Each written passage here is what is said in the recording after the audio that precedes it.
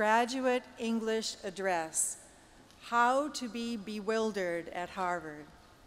Candidate for the degree of Master of Theological Studies,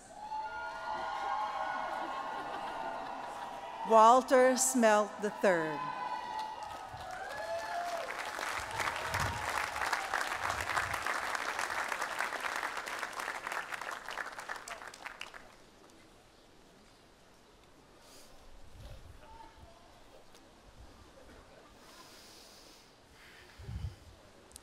To get into Harvard's Widener Library, you first climb a huge, imposing set of steps. After you do that, and you finally enter our most monumental temple of learning, you see another imposing set of steps. And if you're me, you pause, because you're winded. The whole ordeal feels like an architect's heavy-handed attempt to teach some lesson, like, knowledge is hard. Anyway, once you catch your breath, you climb the second set of steps to find, at the top, a Gutenberg Bible. As you probably know, the Gutenberg Bible is the oldest example of a book made with a printing press, a revolutionary information technology. As you probably don't know, I love books. The most exciting part of coming to Harvard, for me, was getting the library card. Because if you love books, this is a good place to be. In fact, I'll tell you how big our collection is here. The librarians aren't even sure how many books we have that are bound in human skin. They think probably just one. But if you don't know how many human-bound books are in your library, you have a lot of books. Of course, I don't just love the physical books. I love what's inside them. In particular, I love literature and sacred texts, like the Gutenberg Bible. So in order to study them, I came to Harvard Divinity School, which turns 200 this year. And I'm glad I did, because it is a magical, kooky place where the people are always friendly and often know a language you've never heard of and sometimes bump into you because they're doing walking meditation. And no matter what you just said, it reminds someone of a line from the mystical poet Rumi. Of course, every part of this university is special. Students from Harvard College and our various graduate and professional schools routinely become leaders in their fields. Nobel-winning physicists, educators, billionaires, poets, politicians, and on and on. Those books I love, many were written by Harvard grads. And we create not just works of literature, but law books, music books, the account books of Fortune 500 companies. And quite a few former students have had history books written about them.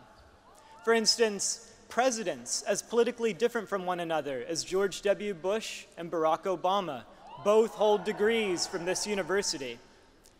Regardless of your own political opinions, I think you'll agree that Harvard graduates have a habit of going on to matter to the world, for good and for ill, often at the same time. And that's where the Divinity School comes in. Because though it sits on the edge of campus, I believe it is the university's moral center. In the chemistry lab and the math department, the goal is to solve problems. In the Divinity School, problems are wrestled with, but they are never vanquished. That's because some problems just come with being human, and they need to be confronted again by each generation. No new technology, no printing press or app is going to settle the problem of greed or death or hate. And at the Divinity School, we think about these problems and about how people have dealt with them through the ages. and how to do what right we can in the face of all that's wrong. As it happens, that reminds me of a line from Rumi. Sell your cleverness and buy bewilderment. Harvard graduates will change the world, one way or another, because we're clever. But we must be more than that. We must be willing to become bewildered, neither approaching a problem arrogantly, sure that we already know the answer, nor throwing up our hands and walking away. Becoming bewildered means admitting some problems don't have quick fixes.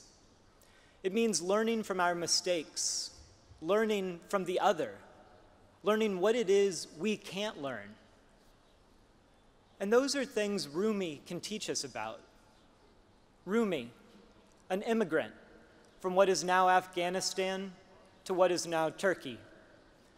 An immigrant from the 13th century to our own, a Muslim mystic.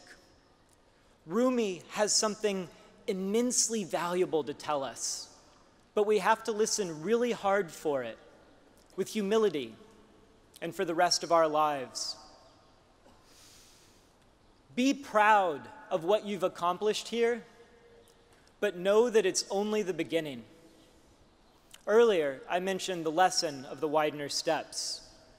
Well, after a few years here, I'm sure you'll agree that knowledge is hard. But wisdom is even harder. We'll need both out there, whatever our field of study, because this world is complex and contradictory, and if we aren't bewildered sometimes, we're doing it wrong.